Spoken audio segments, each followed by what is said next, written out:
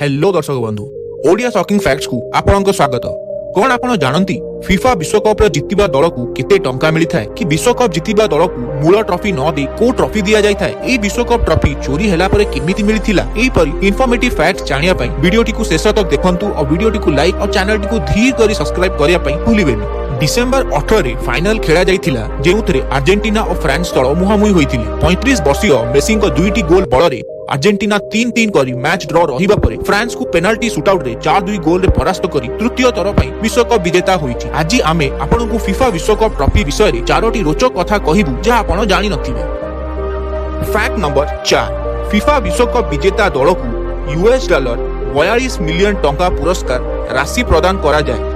भारतीय मुद्रा रे कथा हेले एहा 330 कोटी टंका रु अधिक।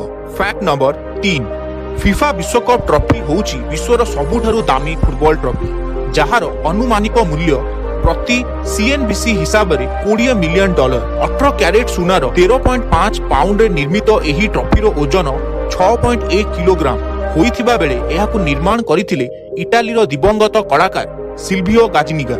एथिरे 2 जण मनीष ग्लोब धरिथिबार एवं भितरु खाली थिबार दर्शाइछि। केवल फुटबॉल नुहे एही ट्रॉफी को विश्वर सबुठारु दामी क्रीडा ट्रॉफी बोली कुहा जायछि। फैक्ट नंबर 2 थरे फीफा ट्रॉफी हजिगला तापरे एक कुकुर एहाकु खोजी पाइला।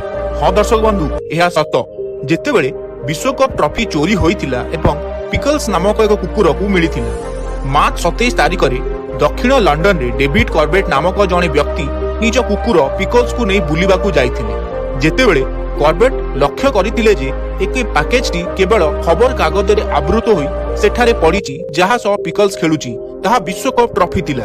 फैक्ट नंबर 1 विश्वकप जितिथिबा दल को मूल ट्रॉफी नुहे बरं एहा भली देखा जाउथबा एक ट्रॉफी दिया जायथाय। 2005 रे एक नुआ नियम लागू करा जायथिला जेउतरे कुहा जायथिला जे टाइटल जितिथिबा दल को मूल ट्रॉफी दिया जाय नथाय। जदिओ फाइनल जितिथिबा दल को किछि समय पई मूल ट्रॉफी रखिबार अनुमति दिया जाय किंतु एहाकू मध्य तुरंत फेराई निया जाय। पुरस्कार उत्सव परे विजेता को ट्रॉफी को अधिकारी को फेराई देबाकू पड़ी थाए। एहा बदल रे एक डुप्लिकेट ट्रॉफी दिया जाय थाए जहा मूल ट्रॉफी भली देखा जाय थाए। एहार ना रहिछि रेप्लिका ट्रॉफी। फीफा अधिकारी माने केवल उत्सव पालन करिबा पई एही ट्रॉफी गुडिको देई थांती। बाकी समय पई एही ट्रॉफी फीफा मुख्यालय ज्यूरिक रे रखा जाय थाए।